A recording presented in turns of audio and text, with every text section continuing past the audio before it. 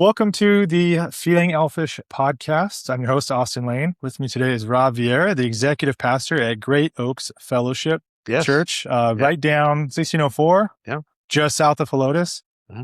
Thank you for joining me today. I appreciate it. I started by telling people, like, the first recordings were like, this is episode 2 and 3, and I could remember, and I just don't remember anymore. Like, it's just stacked up, it's all and I can only together. count to 7. So, Hey, thank you for joining us. Appreciate it. No, I appreciate what you're doing.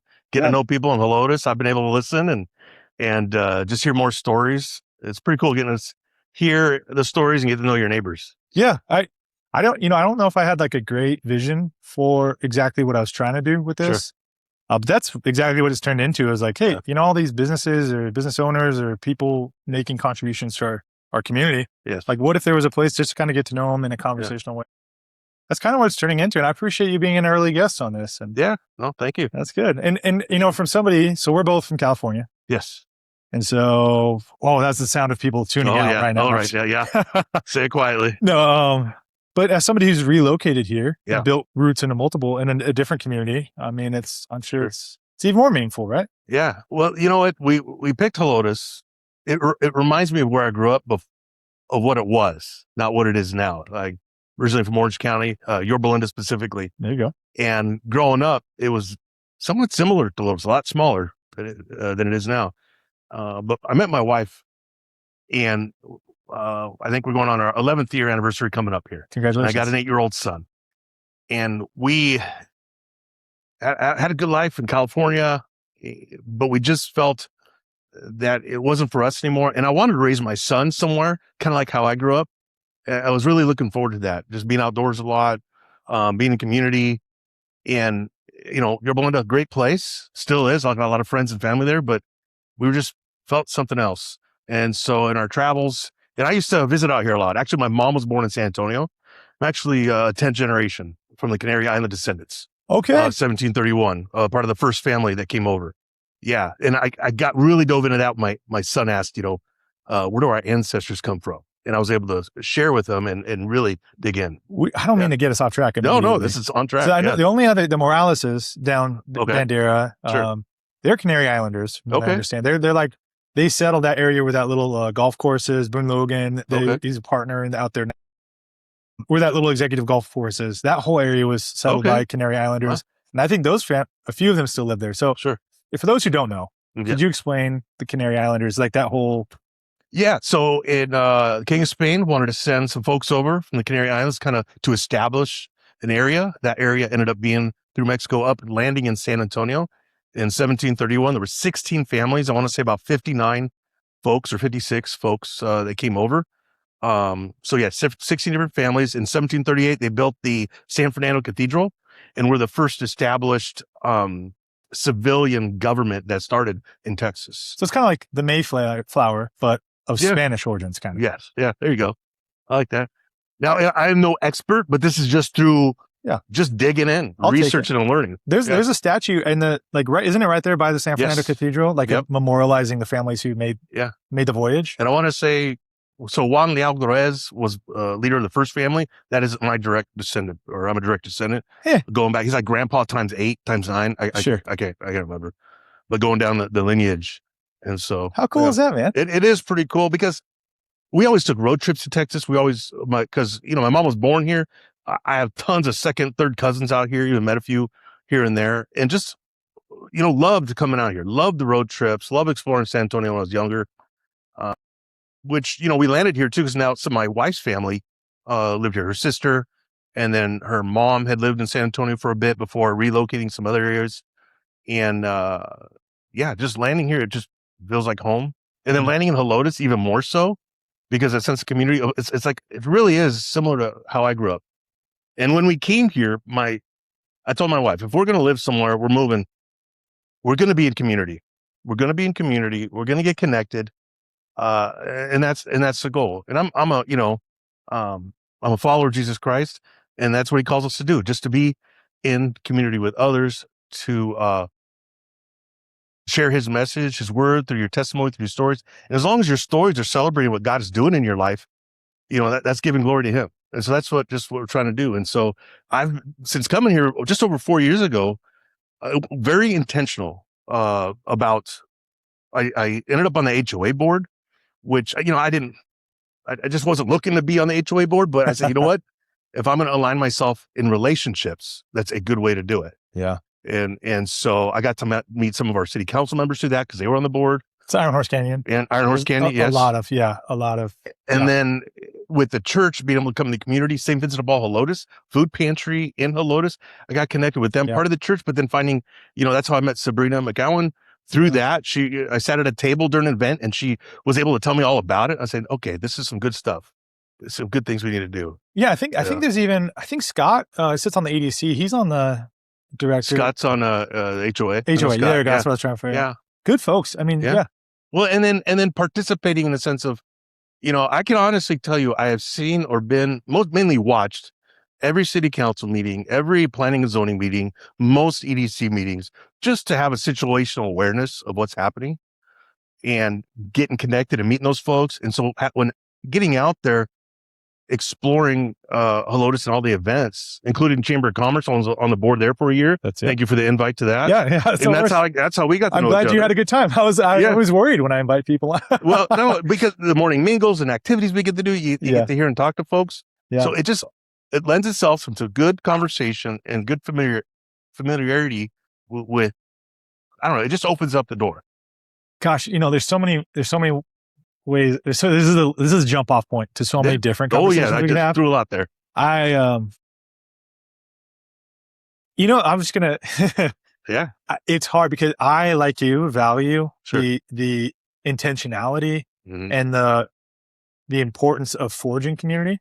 Because I think a lot of people, community could be defined many different ways. I see it as being in real life with real accountability, with real conversations that are actually meaningful, not superficial. And so I've been kind of on the struggle bus a little bit. Because I served as the chair for the Chamber of Commerce for a couple of years. I sit on the EDC board right now. I own a business here. I'm a resident here. I, like you, do a lot of, go out of my way to do a lot of things. Yeah. And it's a little challenging when a lot of conversations happen in social media. So a good example is recently Helotes lost a tree. Oh yeah. Big deal. Yes. And I don't know if you're watching the video, I want you to know, I'm not smiling at the loss of the tree. It's sad. It was a beautiful tree, but it is frustrating because Matt Merchant pointed this out, that there were more comments between all the posts on social media than there were voted in the last election. Yeah. It's what's your thought on cause I respect that when you come and you move and you get engaged and you show up and you involve, it can be frustrating because a lot of the dissension and a lot of the challenges, they don't have to be challenges or dissension. Sure. If people just saw oh, I just didn't know that's how it works. Yeah, that's how it worked. Well, I think that was a meandering. I didn't really make a point there, but I'm curious your thoughts. It is frustrating to see something like that happen. And then a lot of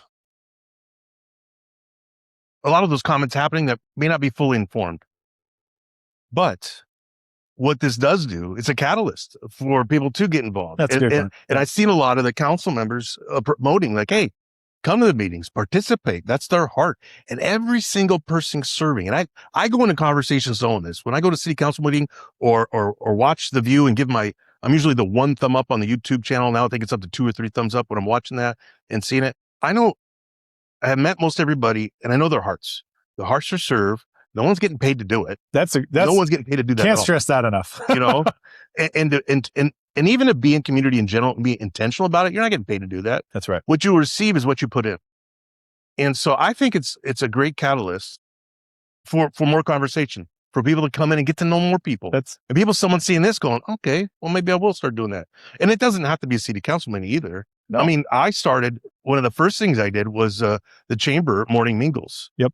Every second Wednesday of the month, 8:00, 9:30, at wherever it is. I think Janice did a great thing putting that together and getting that going as part of that group. But I'm intentional when I go there, and I encourage people to do this. It's a networking event, but people can speed date. I went in, just want to be a guy on the wall, wanted to talk to somebody. I talked to maybe 1 or 2 people every time I went, but I talked to them. Yeah. They're the person in front of me. That's something I learned in ministry. At my church, my eyes are on you. They're focused on you. I'm not looking over your shoulder, giving you the cue that there's someone else behind you. No, I'm focused on you. because I want you to be seen and feel loved. And so that's the approach. And I try to take that same approach, whatever event I go to, wherever it may be. And it's that. Yeah. And when I started at the church, I was not always at the church in ministry. I started there probably just about 4 years ago, coming up on 4 years. I was in EMS for 26 years. That was in California? In California. I started at age 20, just turned 20 years old as an EMT on the ambulance. And how I got into that was a whole different story. I was EMT, emergency medical technician. Yeah. And so you sit on an ambulance? I did. Yeah. There's different roles you could play. Okay. In fact, I was listening to Matt Merchant. I learned he was a corpsman. Yeah. So we get a lot of veterans that left the Navy early on, and they transition as an EMT on the ambulance as they pursue other career goals. But the company was small, maybe 10 ambulances, and it grew when I left after 26 years. I ended up in a role being the managing director of our Orange County operations, about 1,200 employees total in the company. We did, I want to say, about 300,000 transports a year, company-wide, LA and Orange County, largest ambulance service in Southern California, and going from 10 ambulances, a mom and pop operation. But I got to grow up with them. I got to grow up in the organization and learn my way. But going back to relationships, so when I left that coming here to the church, I was like, I'd never been in full-time ministry before. I've been part of some smaller churches. And I prioritized relationships, communication, and foundational processes. That was my approach. First 3 months, I just wanted to watch and observe and focus on those three things, and really heavy on relationships. I wanted to learn from all my failures in the past, from not doing that fully, and it worked. And I carried that over. If today you have to ask the staff today, like, what are the three things? They'll say it, because you got to say something 10 times before it sinks in once with anything. Right. And so, it just all comes back to relationships. And you hear that over and over again, but this is what it can look like. Everything I just described, it was intentionality and getting in relationships. Now, I want to talk about that and specifically what you do at the church now, but I'm curious. So when you're 20, you become an EMT. Yeah. Were you big on relationships then? Like, were you a kid where you're like, man, I love relationships. You see the value, or like you learn it along the way, or tell me about what got you into being an EMT. Well, it's what every parent wants to hear, right? I started going to play college football, went to college. Sure. And I found out I didn't like college, and I didn't like college football. So I had been working since like age 12, digging ditches or the family business of restaurant equipment, auctioning that stuff off, or just whatever it was. And I took all that money and I just went snowboarding and skiing during the season and went over all the Western US. But at some point on the mountain, you just realize, what am I doing? You know, what direction am I going? And so another thing I've learned, and as I've mentored young men and women in the ambulance world, as they're navigating their career path, I learned this early. I went up to one of the ski patrol officers and I asked him, hey, what do I got to do to be ski patrol? And he said, EMT school. So when I got down the mountain, went home, and I said, I enrolled in an EMT school thinking I'm going to be ski patrol. And I learned in EMT school, I could drive an ambulance. And not only that, but it's more year round. I said, that's pretty sweet. I go lights and sirens, all that stuff. And that was my intentionality. Yeah. Well, part of me deep down, I wanted to help people, you know, down, hey, I can help people. Yeah. But that's what got me in. And his hand was on me this whole time. His two brothers that owned it, and they were great guys. Owned the EMT company. Owned the ambulance company. Ambulance company. I was at. And they had bought it from their father. Later, they sold it to a corporation, a large ambulance company. Were you there for that too? I was there for that, and that transition. And it was all good growth. And I got to see a mom and pop operation. I got to see full corporate operation. I grew with the company. But along the way, maybe towards the middle, towards the end, maybe a little too late, I learned the value of relationships. And even in my spiritual walk, I had not always been following Christ my whole life. I at a young age, I accepted Christ, but as I grew, kind of walked away from that. Not say walked away from my faith. I always believed in Christ, never denying him, but I was a believer, not a follower. There's a big difference. And I wasn't always following him, but meeting my wife, and actually on the second date with my wife, she asked me, are you a Christian? And I said, I am, but not a very good one. And that started our relationship on the right path, leading us to grow together spiritually in step with that, which opened up a lot of doors, belonged to a small church plant out there in Irvine, California for a little bit. And it just grew, and which led me to this role, which is a whole different story. But I think what you just said, I was a believer, not a follower, and there's a big difference. What do you think? What do you think is the biggest obstacles to people being believers but not followers? Like in your experience. Well, I think roots sin inside of them, whether it be pride or maybe not feeling freedom from that. Once you accept Christ into your life, you are free. You're saved. And it's that guilt, it's that shame. It's, we can always go back towards him. He's always with us, but can you feel his presence? And you got to stay still. You got to be in the word to hear him, prayer, asking the Holy Spirit into you. Just having those conversations with him. And how do you hear him? He wrote a book through others. Bestseller. Yeah. Bestseller out there. But through it, and you may get folks that are hearing this or outwards that to Jesus Christ. You could take the Bible off the table and just look at historical documents, how we view them today, and identify Jesus Christ was a person that lived. And not only that, some of the miracles, some of the other things that happened, you could go into it. I mean, people have done that work. It's fascinating. And you would know this better than me probably, but like the historical documentations outside the work of the Bible, like what we know about Genghis Khan, what we know about Caesar, what we know about like none of this really pales. Like the amount of evidence for those people that we're taught in elementary school and high school and whatever, like the volume of information really pales in comparison to the volume of information we have on the person of Jesus. It is fascinating. Yes. I mean, the whole discipline of Christian apologetics, like it's fascinating. Anyway, to your point. So that's all right. So you meet your wife. Yeah. Second date. Second date. I love that. Good. I love that. Puts it out. Let's get to the point. Stop messing around. Yeah. How long did you guys date? We dated for a year before I asked her for her hand in marriage. Okay. And then we were engaged for another year. Okay. Yeah. So we've been together 12, 13 years. She's from California? She is from California. Okay. Her grandfather was in the Air Force 30 years. So they moved around here and there, but mainly she grew up in Southern California. Okay. Yeah. And so I'm curious. I want to get, yeah. So, all right. So you 10 ambulance company. Yeah. Must have been 10. What was that like? Or what, ballpark? Yeah. Less than 20. Yeah. I mean, that is incredible growth. Like, yes. What was that like? Watching that, participating in that? Mm-hmm. Because that, I mean, people work their whole lives and don't see that kind of growth in an organization. What was that like? What do you think the driver of that growth was? Was it internal? Was it taking advantage of external opportunities? Both. So the industry changed a little bit. It's healthcare, always changing, transitioning. Always. So healthcare, the 80s and the 90s, mainly reimbursement, how that happened. I don't even go down that path. That's reimbursement, how that is. It was very healthy for private ambulance services, contracting with government agencies. And I will say this, what an ambulance operation and 911 looks like depends on where you live and how you grew up, what area you're in. Basically, when you call 911, you get a paramedic and you get an ambulance. How that is delivered could be seen by the fire department, a hospital doing. You're talking about like the process, the logistics of it. Yeah. So when you think EMS, you go back to where you're from and think about what it can look like. So where we're at, it's private ambulance service for the most part, contracted for 911 service, working together with fire departments who had the paramedics on there. And we were the EMTs on the ambulance and working together. But the growth, so you had the external factors doing that. But we're talking relationships, right? Dan and Rick Richardson, we'll give them a shout out right now. Two great guys. That's right. They took care of us. They really did.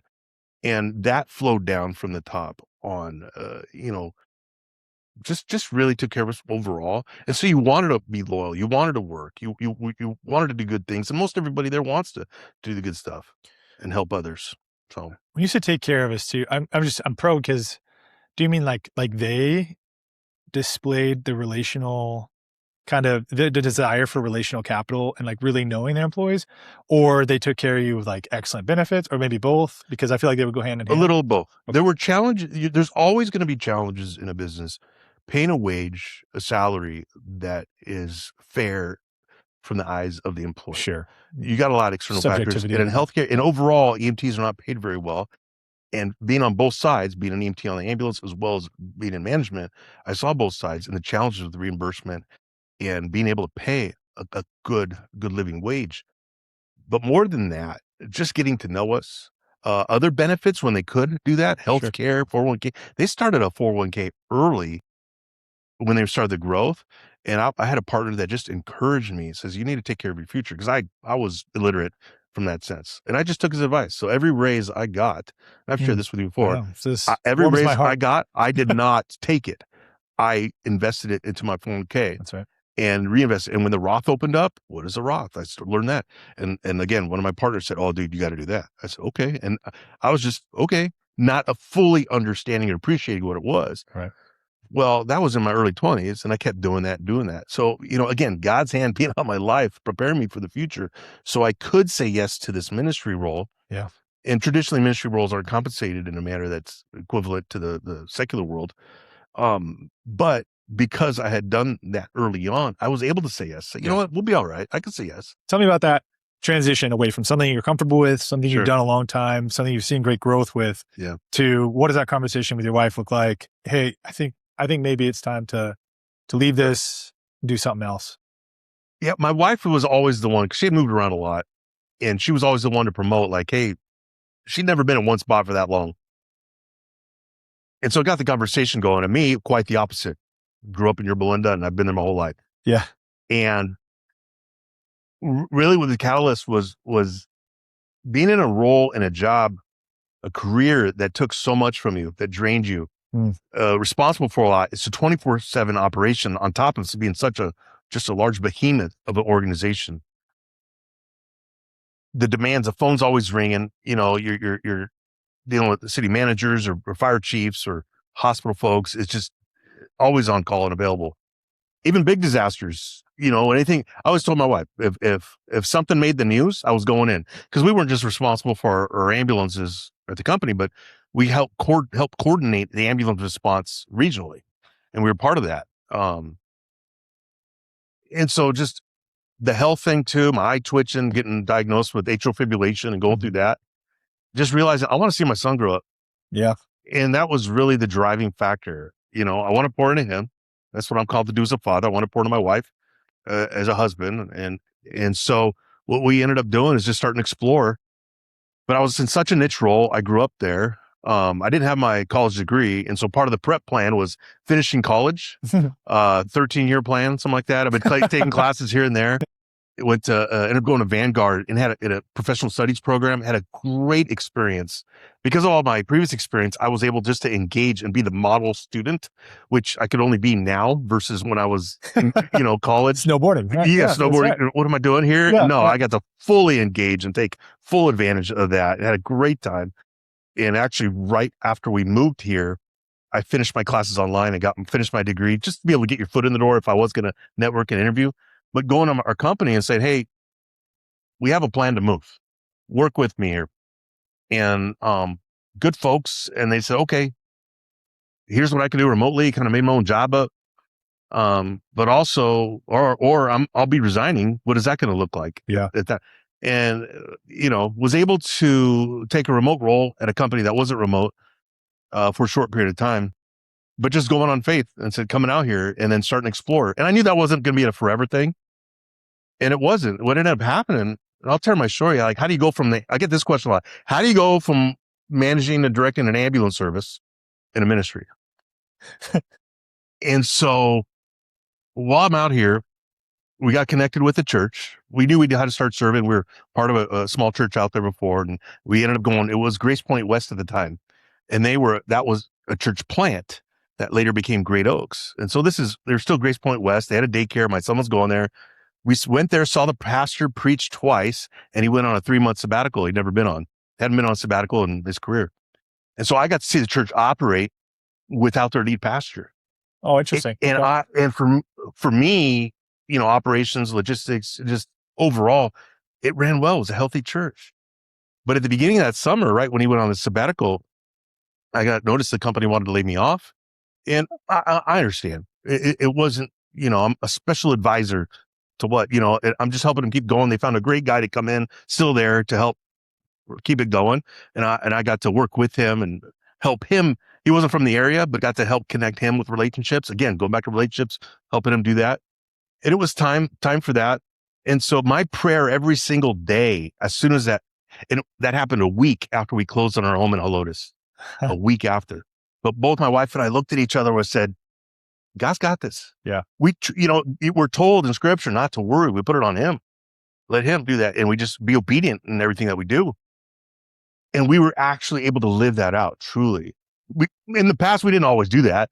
But in this moment, this time, we were able to live that out in faith. And so my prayer every single day was, God, show me a neon sign, slap me in the face, tell me what to do. I'll do it. I didn't have to discern, right? I just wanted to do it. And so I was surrendering. I said, what do you have in store? Yeah. Every single day, all summer, that was my prayer. And we got plugged in with the church. I started teaching the Financial Peace University class, Dave Ramsey program at the church. And the pastor came back after 3 months. And I kind of feel like, oh, who's this guy? He's got plugged in here. So I went out to breakfast with him, got to know him, his family. And it took a while, to get to know him. But when he had come back from the sabbatical, he knew he was launching Great Oaks Fellowship Church from Grace Point West. I see. Okay. It was becoming autonomous, its own church. And on his sabbatical, he knew he needed to find an executive of some type to help so he could preach, he could share the larger vision, and then have someone help execute. And again, my prayer every day, God, show me a neon sign, tell me what to do. And during that whole summer, I'm trying to get connected. I'm trying to network. That may have brought me to the morning mingles just to hang out. I don't recall exactly what. And he asked me one day, would you explore becoming the executive pastor of our church? Because he had learned I've been part of another church and helped them grow and been a part of that church plant and in the community there. And I said, I don't know. Let me be in prayer about it. One of my first phone calls was to my old pastor who had told me like 8-10 years prior, you're going to be the executive pastor someday. This is in California? This is in California. Yeah. He told me that. I said, oh, you're crazy. Whatever. No. So I called him up and asked for prayer from him. And I want to say like day 4 or 5, I'm on 1604 and I'm praying that prayer in the car. I'm praying that prayer. God, is this it? Is this what I need to be doing? And I passed the church. Well, they had just rebranded from Grace Point to Great Oaks, and it was a giant neon red sign. and so I'm like, thank you, Lord. It's loud and clear. It was loud and clear. Yeah. And so I called the pastor the next day and I said, it's a yes. Nothing worked out. I don't know what the salary is. I don't know how I'm going to live. Just bought a house, whatever. But God's so good. He worked it out. He even prepared us this whole time. You might have already said it if I missed it. Yeah. Did you come to Texas knowing that you wanted to do ministry? No. Like full-time ministry? No. Okay. Not at all. Just figure something out. I was working a remote role in the organization, keeping the contracts going. I had, but just knowing you were going to find something. I was going to find something. I was going to network. I think I was looking at a project management job at the fire department. Okay. Something like that. You weren't coming like, okay, I see. Okay. Yeah. So I was just exploring. Hardcore. Yeah. And he had told me on our first meeting, he knew I was a guy, but he didn't want to say it right away. He needed to sit on it. I'm like, glad you did. If you would ask me right to shoot, I said, no, who's this guy crazy? You don't even know me. We're switching churches, honey. Yeah. Yeah. So and what's really neat is to reflect back and know I've landed and see how God had prepared in my life, all the experiences and the gifts and abilities he's honed, running an ambulance service, being part of that. Yeah. Getting out of debt in our marriage, when we started our marriage, and we had a lot. Mine was stupid stuff. My wife she's got a master's degree and a couple bachelor's degree, hers education. But that journey and be able to work with my wife and communicating and doing that, just all prepared us. Having our son and that whole story early on, walking with the church in that and being part of a men's group during that period of time. I just look back and know that God was laying it all out for this. And so, no, I'm just very grateful. And now I'm here sitting with you. Yeah. Yeah. And I appreciate it. So we've talked about church quite a bit. I grew up in the church. I went to Southern Baptist Church in Highland, California. But we've always been in church. Faith has been a cornerstone of our lives. And just like you, there's periods of belief. I'd like to think there is a constant of believing.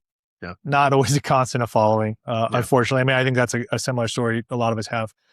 The church, church is the most important part of my life. More important than this business, more important than any secular, fleeting, worldly thing. Sure. I think you need to be able to prioritize what is eternal and what is not. But I think about church, and my wife and I have been in a season of change. I would say that's church talk. See, sure. We talk of seasons, right? Yeah, sure, sure. But it's interesting. I'm curious, how do you like being an executive pastor? Because you go to church a long time. Sure. Like I've never worked for a church. Yeah. I have a lot of opinions though. Sure. I'll say, just like everybody who goes to churches.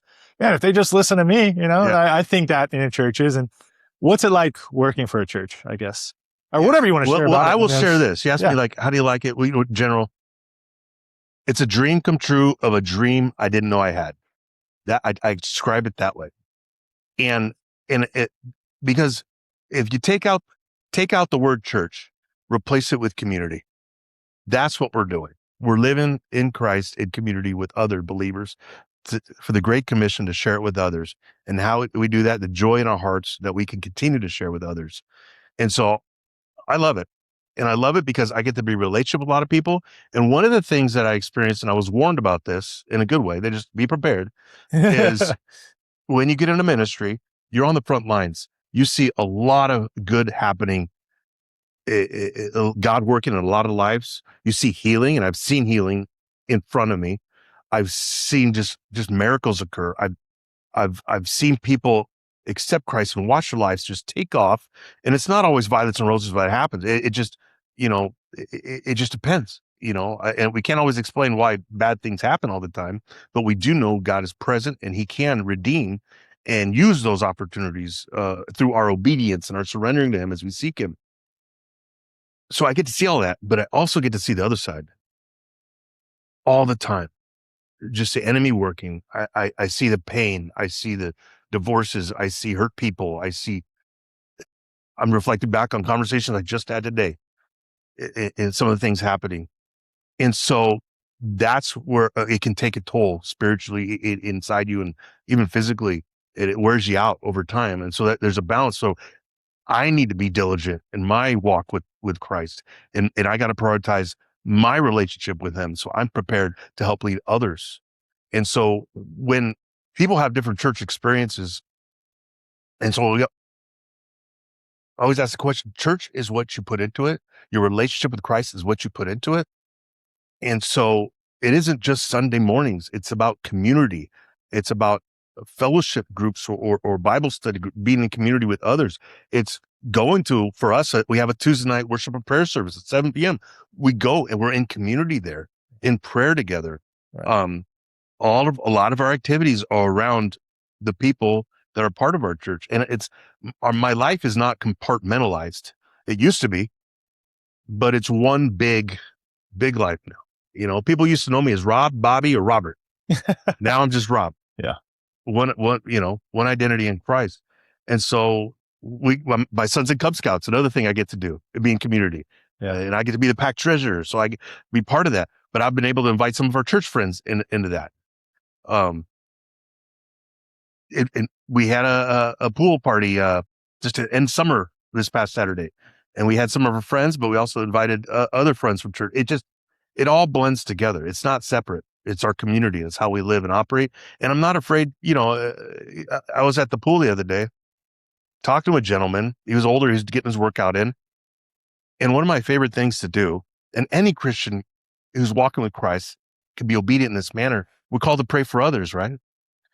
And truly work to try to live that out. And so we're talking to him, and I could tell he's trying to heal and get better. And I asked him, hey, I like to pray for folks. Can I pray with you right now? 9 times out of 10, people will say yes. They pause sometimes because someone has never asked that or done that. But I got to do that with them and pray with them. And I don't know what seed that may have laid or maybe he was going through something. But that encourages me too, that people accept that and pray with that. Yeah. So it's about community. It's about relationship. We're coming back to it. But that's I find the joy in that as being executive pastor and get to do the things that I used to do on a smaller scale and know that I've honed those skills. So it's easier a little bit. I've been through a lot of it. I've failed already a bunch of times. So now this is what I can do. This is how you're supposed to do it. Textbook. Yeah. I know you and I have talked off camera a little bit. I've shared some of the stuff that my family and I have walked through. And I'm not right about all this stuff. Sure. Life is messy. Relationships are messy. People are messy, and myself included in that. I wonder, I had a conversation this morning with a friend of mine about planning a church, and I have no idea if that's going to go anywhere at all. Sure. Zero idea if that's going to go anywhere. That's something we've been praying about. And what I told him is where I'm at right now, where my brain is at, and I could be wrong about this. So you are welcome to give live feedback. It's not live, but it'll stay in here. Yeah. on where you think I am with this or areas I can maybe improve my thinking around it. But like, I feel like I'm okay with like, I worked in corporate America. I worked in structures that do not claim to be eternal, that do not claim to transcend the secular needs of human beings. Sure. And I accept that they're going to be full of gamesmanship, I'll call it, Sure. I just feel like churches, if we're going to unite as a group of people around something that we claim to transcend time, to transcend individual needs, like that should compel a level of humility and selflessness that binds us together in a way that reduces conflict. That's what I think, right? Now, in reality, that sometimes happens. That can be the case, but we are also people, so there is conflict in churches too. Like how when did you see that? Has that ever been your take, having worked in a growing company, entity, business, and then going to a church? In my mind, they should operate differently. One is eternal. One is about committing and being submitted to an eternal being. And one is about, I'm here to exchange time for money, and nobody's hiding that. So I feel like the disclosed motives are different. They don't always work out different. Does that make sense what I just said? No, I'm catching what you're throwing out there. And so it can be challenging in churches, like my experience, like how do you, I guess the point is people are at churches, right? Mm-hmm. Like they're not perfect. None of us are perfect.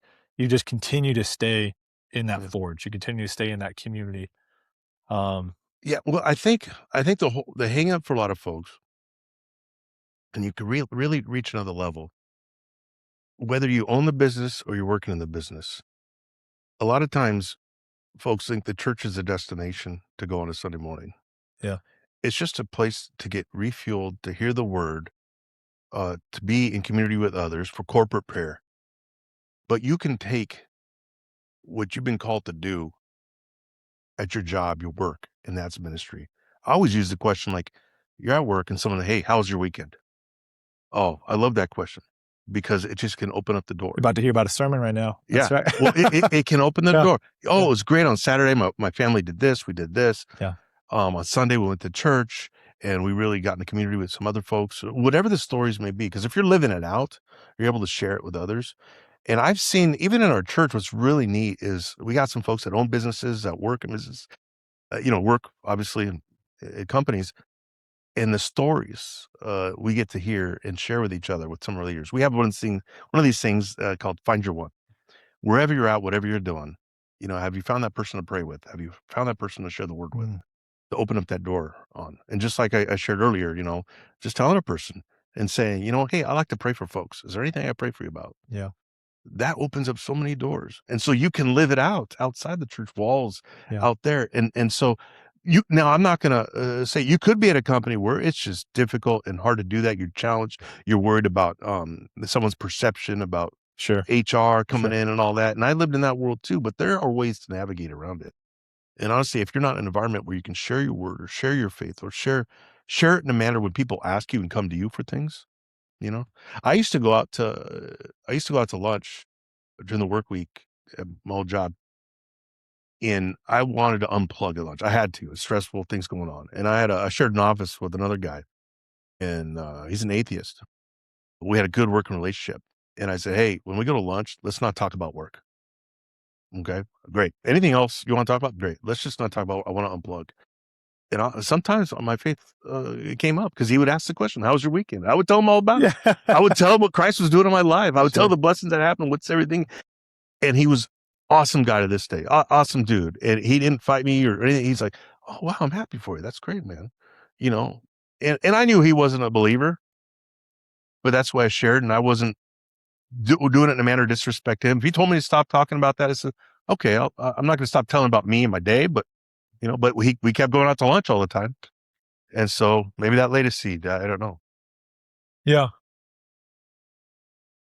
I do find too, I don't know, maybe it's my perception of time and circumstances as you grow up, things that were a big deal when you were young, not a big deal now. Sure. It's like, I'm way more open about everything now. Oh, yeah. I mean, if you're going to ask me, I'm going to tell you, like, whatever, like there's almost nothing I'm not ready to talk about, or at least like take ownership of. I might not know about it, but I'll show you where I'm at, I think though, just totally my opinion. Yeah.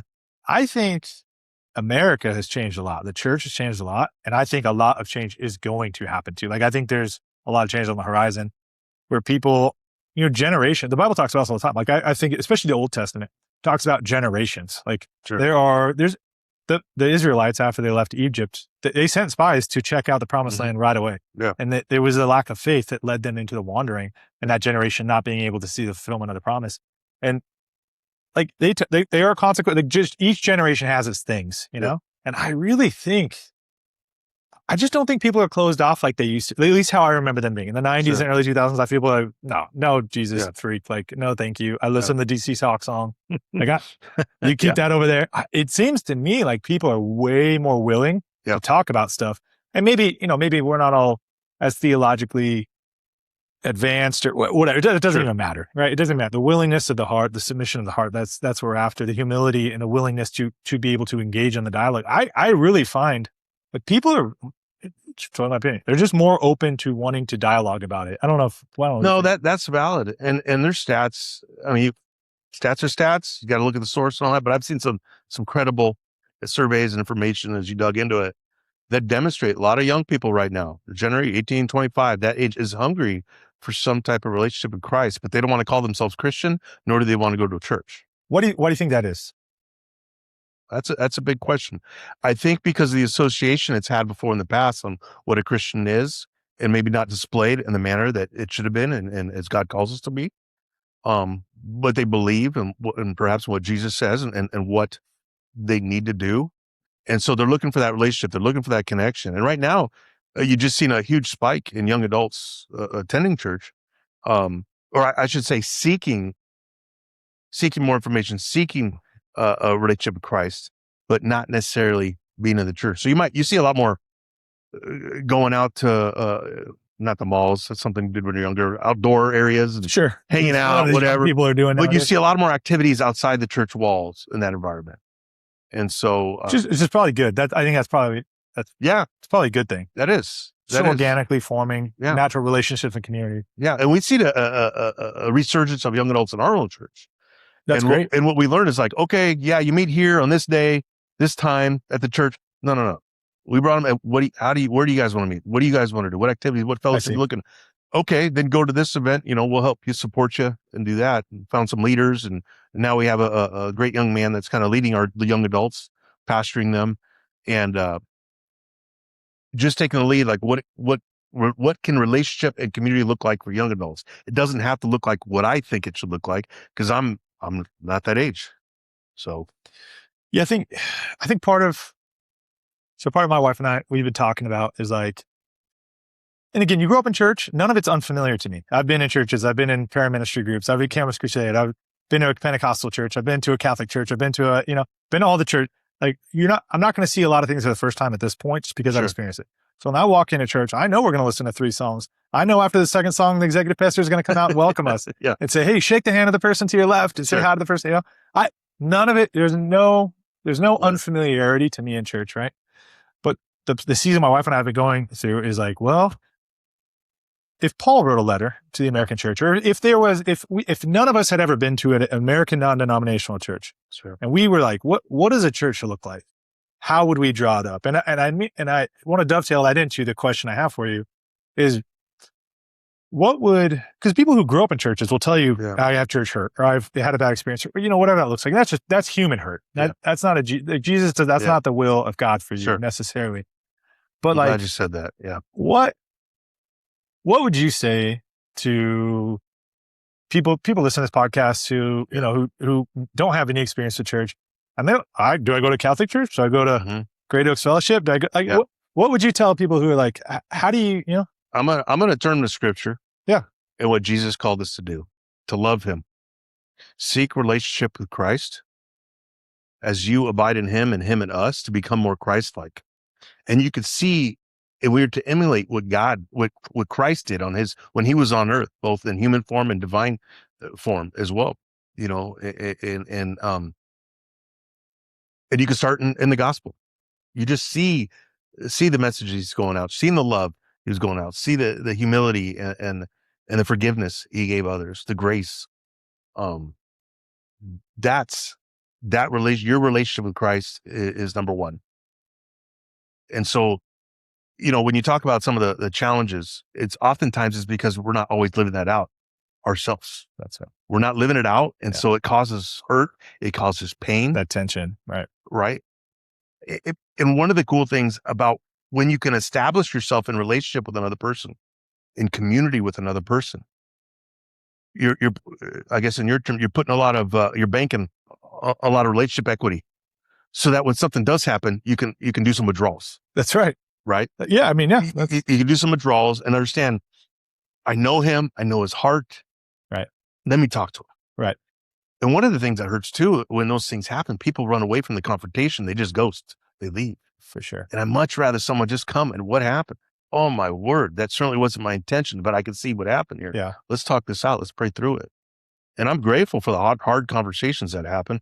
And again, for myself personally, I got to have a ton of hard conversations growing up in the ambulance world. Sure. And even to the point we're doing a lot of terminations and layoffs at certain points in the career. And that, again, that prepared me because I'm not afraid of the conversation. Let's open it up. Let's have that dialogue. So, yeah, I mean, I agree. And I think it's one of the things I respect about you. You could tell when people have had those experiences because that edge or that angst of like, I don't know where this is going. And I might be uncomfortable with the revelation that might make me vulnerable. Like if you have enough of conversations, you realize it doesn't really matter. Like I'm vulnerable. You're vulnerable. I'm going to be whatever can happen. It'll happen. But I take ownership in knowing where my heart and head are. And so it's wherever it goes is fine because I know that ultimately whatever your core convictions are, I think for us is that our identity is exclusively found within the person of Christ. Sure. Like, it's not going to reflect back because it's all about Jesus anyway. So yeah, I think it's just refreshing when people have those. I think, I don't want to put words in your mouth, but I think the point is if you have those conversations, you find they're not nearly as daunting. No. And in fact, they are extraordinarily valuable in forging through your character. Yeah. And it takes a certain skill set to sit and listen and not get defensive. Yes. And just listen. Allow that person to talk. That's one thing I learned quite a bit when I was in an EMS. Listening to patients and listening to your coworkers, and then became in management. Just listening is the key. And not just listening and not truly listening, not putting yourself in a position where I'm thinking of the next answer. I'm trying to listen. And I get to do that at the church when I talk to folks face to face and seeing them. I like that. I wonder how would it go if at the onset of conversations, it was just an agreement that there is no agenda here and we don't have to agree. And that might be perfectly fine. Let's just see what happens. Yeah. I think people would find like, oh, that was refreshing. That was enjoyable. Well, it's one of our fun things we get to do as a staff, and we challenge our staff once a week. And now, grant you, we meet with people all the time during the week, but at minimum, once a week, meet with somebody and go waste some time. That sounds bad, right? But no, all you're doing is doing what we're doing right now. Yeah. And sitting and talking and hear their story and listen and hang out. You're not asking them to serve. You're not asking them what's going on with this church project or this. You're just getting to know them. Yeah. And then because I am who I am and providing structure, then you're going to document it and put it in a profile. Right. We want to say, I don't need to know the details. Just tell me who you met with and, overall, just I always tell them, give me one fun fact. Give me one fun fact. Just so we know what's happening. We can measure it. We can see what's happening, but we're going to do that because we want to see the growth, because us as a staff are doing that. Then our people will do that.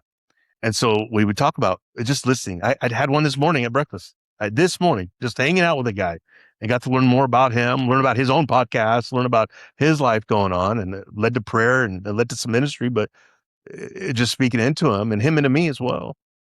And so, but through that, that's relationship. And I learned part of that too, at the ambulance service, kind of carried some of that over along with my own growth here at the church. Yeah. And that's been the most valuable. So at the end of the year, I can tell you, I have at least met with 52 people every week throughout the year and just hung out. And we're in a position, and I'm in a fortunate position to do that.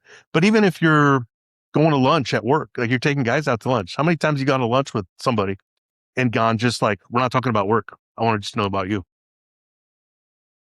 Yeah. And and you should, right? I think that's, if you commit to a structure, if you commit to a pattern like, I'm going to not waste a lunch. I'm going to, like, you're going to eat with somebody. You know? If you just commit to here's a goal, that is how community forms. So it's been intentional. Yeah. You know, and I'm saying all this, you kind of sound like, oh, I got it all figured out. Failures galore. Yeah. And I'm just in a position now where I can step back, reflect, and go, okay, let me re-engineer how I can execute this, all for relationships, communication, and just to share God's love with others and be able to have some impact and influence on others in that manner. And that's what makes you better. I think that people lean away from decisiveness and action because they don't want to fail. Sure. When it is the fail that is going to make you better. Like, I just don't, you have to fail. Failure is like something you should almost seek out. I feel like it is evidence of effort. It is evidence of decisiveness. It is evidence of trying. So it's a good thing. It is. It's a good thing. And I'm navigating that with my 8-year-old son right now. Sure. And trying to, and I know you got your girls and have them understand it's okay if you failed. What did we learn from this experience? Almost so he gets tired of that. I know what I learned, Dad, what I learned. I said, no, truly, what did you learn? Yeah. And I'm not looking for the outcome of did you win? Did you do this? Do that? What was the journey like? What did you take away from that? What are you going to do better next time? Who did you help along the way? All those things. And so I'm navigating that as a father, trying to figure out how to ingrain that into his head. I understand. Okay. I understand. I don't know how many times I've talked to, especially my oldest daughter, she's 13 now. Yeah. So she's kind of entering a different phase of life. And if you enter something with the outcome predetermined, desiring something, it's football. Football season's about to start. I love football. Yeah. The number one cause of interceptions, are you determined where you're going to throw that ball before the ball was snapped? Yeah. You cannot do that. You cannot predetermine. You make educated guesses on how the defense is moving, and you're looking for matchups. But if you know I'm going to throw to that guy, no matter what happens post snap, you're going to throw an interception. Yeah. And the same thing is true. Anything in life, if you go in and I need this to happen to validate me trying it. No, you got to go in saying, I'm going to put this amount of effort and I'm going to do this much intellectual ownership and whatever. And the outcome is out of my control. Yeah. You're going to find so much more joy and happiness and growth along the way. In my opinion. I agree. So let me ask you one question. We'll wrap up here. Sure. Yeah, we got talking. It's good. You said in the Gospels, do you have a favorite gospel? Gospel being Matthew, Mark, Luke, or John in the New Testament, first 4 books of the Bible for those unfamiliar. Do you have a gospel you would tell people hey, if you're going to crack it open, start here? Well, you traditionally hear people start in John. That's what people say. That's what people say. And you know what, though? They're written for different audiences. Originally it was written. But I'll tell you a verse that early on I just attached myself to, and most Christians may find a verse and it really, really attaches themselves to. And for me, one of them, and the oldest one that I can remember is Matthew 5:16. Okay. In the same way, let your light shine before others, so they may see your good deeds and glorify your Father in heaven. And I think we talked a little bit about that today. If you can put yourself in a relationship with Christ and just focus on Him, people see that and they go, hey, what's the secret sauce? What's that recipe? And that opens up the door to conversation. We can be that light. Yeah, so that's what I go to. But first time cracking the Bible, the Gospel, John. People say John. Yeah. Matthew, they're all good. I don't think you'll not like any of them, but okay, cool. So Rob Viera, executive pastor at Great Oaks Fellowship, right down 1604, just a little south. Is it Braun? Yeah. Is it Braun? Just past Braun, 1604, Shanefield, get off towards Shanefield. And you're findable if people want to find him. He's easy enough to find. So yeah. And I love meeting folks in our community. That's why I love keep doing my things. And I'll say this, if you see me out there, out and about, say hi. Yeah. And because I'm the guy going up to people and saying hi if I barely know them, because I just want to meet them and say hi. And I'm teaching my son that too. He's getting pretty good at that. Good. He's got to start praying for people too. Walk up. What can I pray for you about? I like that. Yeah. As the opener is, I like to pray for folks. What can I pray for you about? I like it. Yeah. And 9 times out of I have been rejected a few times. I mean, people. Yeah, it's people. But I walk away and I pray for them anyway. Yeah, that's right. That's right. So, yeah. Well, thank you for joining me. I really appreciate it. Yeah. Appreciate the conversation. It was a lot of fun. So, this is great. I appreciate what you're doing, and just the impact you're having and getting to know folks in the Lotus is awesome. Appreciate it. Thanks, Rob.